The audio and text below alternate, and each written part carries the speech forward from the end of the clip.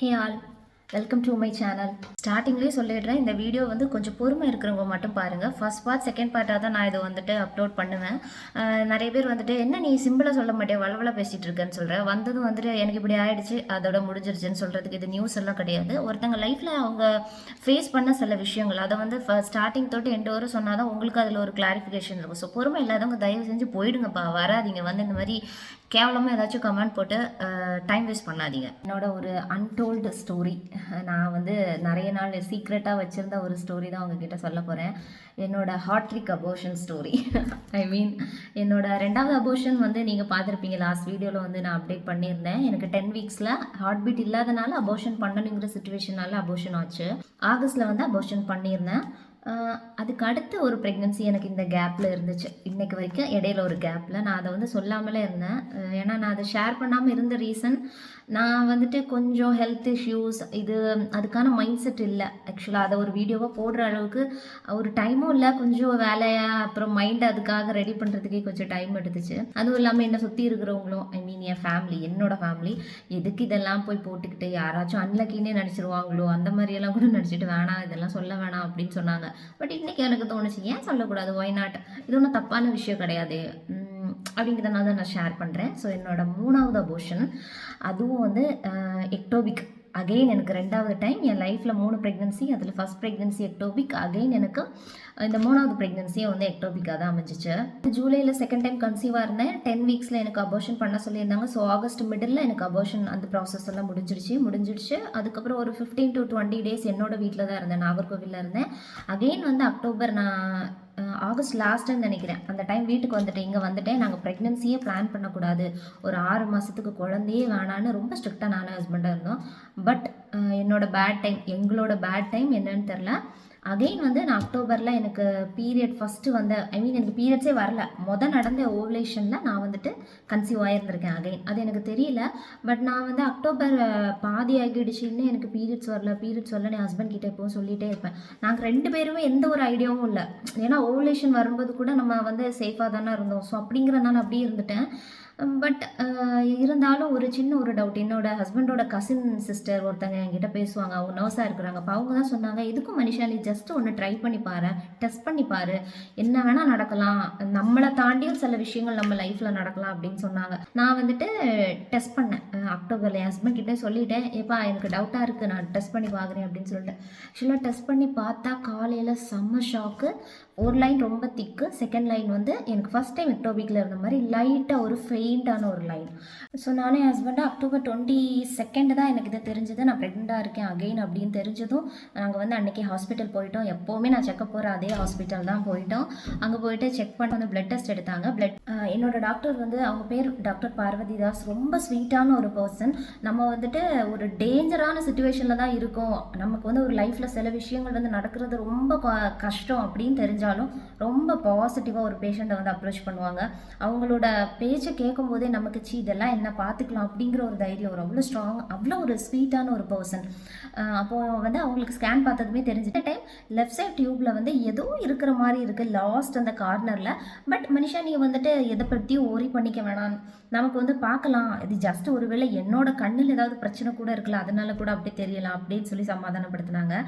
But நான் என்ன நினச்சிருந்தேன்னா, first time வந்து எக்ஸ்பீரியன்ஸ் இருக்குல்ல, 2 days தான் நான் ஹாஸ்பிட்டலில் இருந்தேன், அது மாதிரி சீக்கிரம் போயிடும், இது என்ன பெரிய விஷயமா அப்படின்னு நினச்சிட்டு நானும் வெளியே வந்து என் ஹஸ்பண்ட் கிட்ட சொன்னேன், 100% எக்டோபிக்ப்பா, இந்த டைம் லெஃப்ட் சைடு வந்து டியூப்பில் இருக்குது, அதுவும் லாஸ்ட்டில் கார்னரில் ஏதோ இருக்கிற மாதிரி இருக்குன்னு சொன்னாங்க அப்படின்னு. அதுக்கப்புறம் ஹெச்சிஜி ரிப்போர்ட், பிளட் டெஸ்ட் ரிப்போர்ட்டும் பார்த்துட்டு டாக்டர் வந்துட்டு சொன்னாங்க கம்மியாக தான் இருந்துச்சு, இந்த டைம் வந்து ஒரு 400 அந்த மாதிரி தான் இருந்துச்சு. ஸோ அதை பார்த்துட்டு சொன்னாங்க, நம்ம 2 நாளைக்கு அப்புறம் திருப்பியும் வரணும், நம்ம அப்போ வந்து அகெயின் வந்து இந்த பிளட் டெஸ்ட் வந்து ரிப்பீட் பண்ணி பார்ப்போம், மேபி வந்து ஏர்லியாக இருந்தால் கூட இந்த மாதிரி இருக்கலாம்ல, நம்ம பார்க்கலாம் அப்படின்னு சொன்னாங்க. இதுக்கிடையில் ப்ளீடிங்கோ பெயினோ இருந்தால் உடனே ஹாஸ்பிட்டல் வந்துடும் அப்படின்னு சொன்னாங்க. வீட்டுக்கு வந்துட்டு நெக்ஸ்ட் டே ஹஸ்பண்ட்க்கு வந்துட்டு வேலைக்கு போகும்போதே சொல்லிட்டு போயிட்டாங்க, ஏதாவது ஒரு ப்ராப்ளம் இருந்தால் உடனே ஃபோன் பண்ணணும் அப்படின்னு. அடுத்த நாள் அவங்க வேலைக்கு போனதும் எனக்கு ஒரு ஆஃப்டர்நூனுக்கு அப்புறமா வந்துட்டு எனக்கு லைட்டாக ஒரு ப்ளீடிங் வந்து ஸ்டார்ட் ஆச்சு. லைட்டாக ரொம்ப வந்துட்டு ஸ்பாட்டிங் மாதிரி உடனே நான் ஃபோன் பண்ணி சொல்லிட்டேன், இந்த மாதிரி ஸ்பாட்டிங் மாதிரி ஆகுது ஜிண்டோ, வா நம்ம வந்துட்டு ஹாஸ்பிட்டல் கிளம்பிடலான்னு. நாங்கள் வந்து 24ஆம் தேதி ஹாஸ்பிட்டல் கிளம்பிட்டோம். நெக்ஸ்ட் டே என்னோட டாக்டர் வந்து அங்கே இல்லை, அவங்களுக்கு அன்றைக்கி லீவு. வேற ஒரு டாக்டர் போய் பார்த்து இந்த மாதிரி என்னோட ரிப்போர்ட்ஸ் எல்லாம் காமிச்சேன். டாக்டர் வந்து இந்த மாதிரி ஆனால் உடனே வந்து அட்மிட் ஆக சொல்லிட்டாங்கன்னு. போனதும் அட்மிட்டை போட்டாங்க. ஸோ அட்மிஷன் போட்டதுமே என்ன ஒரு ப்ராப்ளம்னா, முன்னாடி நான் ஃபஸ்ட் டைம் எனக்கு இந்த மாதிரி ஆனாலும் நான் போயிருந்த ஹாஸ்பிட்டலில் தனியாக ஒரு செப்பரேட் ரூமு, ஃபேமிலி என் கூடவே இருக்கும், எதுவாக இருந்தாலும் அங்கேயே பார்த்துப்பாங்க அப்படிங்கிற ஒரு கண்டிஷன். இன்கேஸ் ஆப்ரேஷன் வந்தால் மட்டும் தான் நம்ம ஆப்ரேஷன் தேட்டர் போகிற மாதிரி இருக்கும், வேணா அதுக்கப்புறம் ஐசியூ கேர் இந்த மாதிரி இருக்கும் அப்படின்னு. பட் இங்கே அப்படி இல்லை. இங்கே வந்து எனக்கு ரொம்ப காம்ப்ளிகேட்டடான ப்ரெக்னென்சி அப்படிங்கிறனால டேரெக்டாக வந்து டெலிவரி வார்டில் போட்டாங்க. அந்த டெலிவரி வார்டுக்குள்ளே ஒன்லி டெலிவரிக்கு வரக்கூடிய பேஷண்ட்ஸ் மட்டும்தான் அலௌட், அண்ட் நர்ஸ், டாக்டர், இது தவிர வேற க்ளீன் பண்ணுறவங்க, இது தவிர ஃபேமிலி பர்சன் யாருமே உள்ள அலௌட் கிடையாது. லைனாக அப்படியே இருக்கும், பக்கத்தில் வந்து டெலிவரி நடந்துட்டு இருக்கும், அங்கே கூப்பிடுறது. இவ்வளோப்போ பெரிய ஹாஸ்பிட்டல், எல்லா டிசீஸ்க்குமே அங்கே வந்துட்டு ஸ்பெஷல் கேர் இருக்குது. அந்த மாதிரி இருக்கிற ஒரு பெரிய ஹாஸ்பிட்டல் இருந்தாலும் அங்கே என்னை வந்து போட்டாங்க. ஸோ நானும் அட்மிட் சொல்ல 2 நாளில் போயிடலாம் அப்படின்னு. ஓகே, ஜாலியாக போய் ஒரு ஹாஸ்பிட்டல் கவுன் எல்லாம் கொடுத்தாங்க, அதை போட்டு அப்படியே லூஸ் மாதிரி எல்லா ஆர்னமெண்ட்ஸ் எல்லாம் கழட்டி வாங்கிட்டாங்க. ஜுவல்ஸ் எதுவும் போடக்கூடாது, ஃபோன் அலௌட் இல்லை அப்படின்னு சொல்லி ஹஸ்பண்டை வெளியே தள்ளிட்டாங்க. ஃபர்ஸ்ட் டே ஃபோன் இல்லாமல் எப்படி சர்வே ஆகுறதுன்னு தெரில. ஆல்ரெடி வந்து இந்த மாதிரி ஆயிடுச்சு அப்படிங்கிற ஒரு டென்ஷன். திருப்பியும் இது 2 நாள்லேயே எல்லாம் முடிஞ்சிடும், பட் இருந்தாலும் பெயின் வரும் அப்படிங்கிற ஒரு விஷயம்லாம் நினச்சி பழசை நினச்சி இருந்துட்டு அப்படியே இருந்தேன். ஃபோன் அலௌட் இல்லை. அப்போ பக்கத்தில் அந்தந்த டைம் வந்து யாராவது ஒரு பேஷண்ட்ஸ் வந்து காம்ப்ளிகேட்டடாக வருவாங்க. அவங்களுக்கு ப்ரெக்னெண்ட்டாக இருக்கிற லேடிஸ்க்கு ஏதாவது ப்ளீடிங் இருந்தாலோ, இல்லை டெலிவரிக்காகவோ, இல்லை அது இல்லாமல் வேறு ஏதாவது ப்ராப்ளம்ஸ் இருந்தாலும் அன்டைம்லலாம் வந்து அட்மிட் ஆவாங்க. அவங்கக்கிட்ட ஏதாவது பேசுகிறது. அப்புறம் என்ன மாதிரி எக்டோபிக்கானவங்க, ஓவரியில் எக்டோபிக்கானவங்க ஒரு பேஷண்ட் வந்திருந்தாங்க. அவங்க என்னோட சீனியர் தான். ஸோ அவங்கக்கிட்ட பேசிக்கிட்டு எங்களோட எக்ஸ்பீரியன்ஸை 2 நாள் ஓட்டிட்டேன். பட் ஃபஸ்ட் டே டாக்டர் வந்து ப்ளீடிங் ஸ்டார்ட் ஆனது டாக்டர் சொன்னாங்க, நம்ம வந்து இன்ஜெக்ஷன் வந்து எடுக்கணும் இந்த வாட்டி, ஏன்னா ப்ளீடிங் வந்து அதிகமாக இன்னும் ஸ்டார்ட் ஆகலை. ஸோ வந்து நம்ம இன்ஜெக்ஷன் கொடுத்து பார்ப்போம் அப்படின்னு சொல்லி. அப்போது எனக்கு ஒரு டவுட், ஏன்டா இன்ஜெக்ஷன்லாம் போன வாட்டி எடுக்கவே இல்லை, ஆட்டோமேட்டிக்காக ஆச்சு. இந்த வாட்டி வந்து என்னோட HCG லெவல் வந்து ஃபஸ்ட் டே ஹாஸ்பிட்டலில் ப்ரெக்னென்ட்னு தெரிஞ்சதை விட அகைன் நான் அட்மிட் ஆன அன்னைக்கு அதை விட ஒரு 100 200 ஏதோ அதிகமாக இருந்தது. பட் டபுள் ஆகலை, ஒரு 100 200 மட்டும் லெவல் மட்டும் அதிகமாக இருந்தனால டாக்டருக்கு புரிஞ்சிடுச்சு, இது மெடிசன் ஏதாவது கொடுத்தா தான் இது போகும், அப்படி இல்லைன்னா ஆப்ரேஷன் ஃபஸ்ட்டே சொல்லிட்டாங்க. இதில் அந்த ஃபஸ்ட்டு டோஸ் வந்து இன்ஜெக்ஷன் கொடுத்தாங்க. எனக்கு இன்ஜெக்ஷன் கொடுத்து 4 நாளைக்கு அப்புறம் தான் அகைன் வந்து அதோட ரிசல்ட் வந்து பார்க்க முடியும் அப்படின்னு சொல்லிட்டாங்க. எனக்கா ரொம்ப டென்ஷன், என்னடா இது ஃபஸ்ட் டைம் 2 நாளில் வீட்டுக்கு போய்ட்டோம், இந்த வாட்டி வந்து 4 நாள் ஆகும் 5 நாள் ஆகும்னு சொல்கிறாங்களே. சரி, என் ஹஸ்பண்ட் வேறு வந்துட்டு நான் கேட்டேன், டாக்டர் எனக்கு வந்து தனி ரூம் தந்துருங்க, என் ஹஸ்பண்ட் கூட இருக்கிறேன், ஃபோனும் அலௌடு, எனக்கு இங்கே இருந்தால் ரொம்ப டிப்ரெஷன் ஆகுது, ஏன்னா யார்கிட்டே ரொம்ப பேச முடியும், அவங்க எல்லாம் டெலிவரிக்காக வந்திருப்பாங்க, வயிறு வலியில் அங்கே இங்கே நடந்துகிட்டு இருப்பாங்க, இவங்ககிட்ட போய் என்ன பேசுறது அப்படின்னு. எப்பவுமே தனியாகவே இருக்கணும், அப்படியே இருக்கணும். ஆல்ரெடி நம்ம இந்த மாதிரி ஒரு சுச்சுவேஷனில் ரொம்ப ஸ்ட்ரெஸ்ஸாக இருக்கும், இதில் வேறு தனியாக இருக்கணும், ஃபேமிலி இருக்காது. அப்பப்போ ஒரு விசிட்டிங் டைம் இருக்கும் ஃபேமிலிக்கு, அந்த டைம் மட்டும்தான் என் ஹஸ்பண்டை நான் வெளியே போய் தான் பார்க்குற மாதிரி இருக்கும். அந்த டெலிவரி வார்ட்லேருந்து வெளியே போயிட்டு என் ஃபேமிலி வந்து எங்கள் ஊரில் தான் இருந்தாங்க. நான் இப்போதைக்கு வர வேணாமா, 4 நாளில் ரிசல்ட் வந்துடும், அதுலேயே என்ன எப்படி அனுப்பிடுவாங்க, அதுக்கப்புறம் நீ வா வந்து என்ன பார்த்துக்க 1 மாதம் அப்படின்னு சொல்லி தான் நான் பிளான் பண்ணியிருந்தோம். என் ஹஸ்பண்டும் சரி இப்போவே வந்துட்டு இங்கேயும் வீடு ஹாஸ்பிட்டலும் அலைய வேணாம், நான் அவங்கள வர வேணாம்னு சொல்லிச்சு.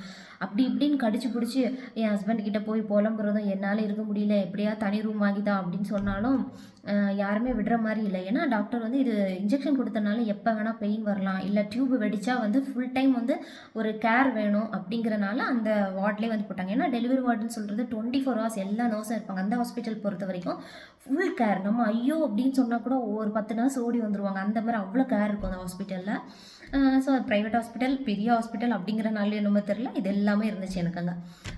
பட் என்ன தான் அளவுக்கு அதிகமாக கேர் பண்ணாலும் நமக்கு வந்து ஒரு தனிமையை ஃபீல் பண்ணுவோம். இந்த மாதிரி கஷ்டமான ஒரு சுச்சுவேஷனில் ஹஸ்பண்ட் கூட இருக்கணும்னு நினைப்போம், பட் யாரும் இல்லை. அப்பப்போ போய் பார்த்துப்பேன், அவ்வளோதான் பேசுகிறது.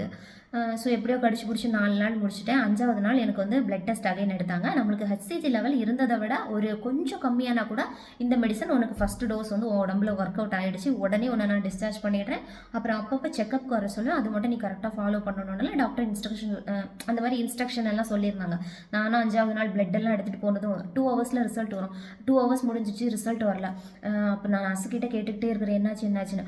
அதுக்கப்புறமா ஒரு 1 ஹவருக்கு அப்புறமா என் ஹஸ்பண்ட் என்னை பார்க்கணும்னு வந்தாங்க, என்னை வெளியே அனுப்பியிருந்தாங்க. அப்போ நான் என் ஹஸ்பண்ட் தான் சொல்கிறாங்க, டென்ஷன் ஆகாத, இந்த டோஸ் வந்து உனக்கு ஒர்க் அவுட் ஆகலை, அகெயின் அதை 600 என்னமோ இருந்தது, அகெயின் வந்து ஒரு 600 வந்து அதிகமாகிருக்கு, 1200 என்னமோ ஆகியிருக்கு, அதிகமாகிட்டே தான் போகுது அப்படின்னு சொன்னாங்க. அப்போ நான் சொன்னேன், சும்மா விளையாடாத ஜிண்டோ, சும்மா தானே சொல்கிறேன், ஃபஸ்ட் டைம் எனக்கு இப்படிலாம் ஆகலை, உடனே அபோர்ஷன் ஆகிடுச்சு, இந்த டைம் வந்து ஃபஸ்ட் டோஸ் இன்ஜெக்ஷன் எடுத்ததுக்கப்புறம் இப்படி சொல்கிறேன், ஏமாத்துறதுக்கு எதுவும் சொல்கிறியா அப்படின்னு கேட்டேன். இல்லை நிஜமாவே இந்த மாதிரி தான் ஆகியிருக்கு, ஒன்றும் கவலைப்பட வேணாம், செகண்ட் டோஸ் எடுத்தால் கண்டிப்பாக வந்து போயிடும். அப்படியே எனக்கு ஹோப் எல்லாமே போயிடுச்சு. நான் மொத்தமாக டவுன் ஆகிட்டு உடஞ்சே போயிட்டேன். செகண்ட் டோஸில் எனக்கு எதுவும் வேணாம், நான் ஒரேடியாக வந்து டியூப்பை எடுத்துடுறேன், செலவோட செலவு அதுவும் போயிடட்டும், எனக்கு இனிமேல் இந்த டியூப் இதை வெயிட் பண்ணி இன்னொரு டோஸ் எடுத்து மறுபடியும் ஒரு மென்டல் ஸ்ட்ரெஸ் எனக்கு இந்த ஹாஸ்பிட்டலில் தனியாக உட்காந்து என்னால் எடுக்க முடியாது அப்படின்னு சொல்லி பயங்கரமாக டென்ஷன், அழுறேன், எல்லாம் பண்ணுறேன்.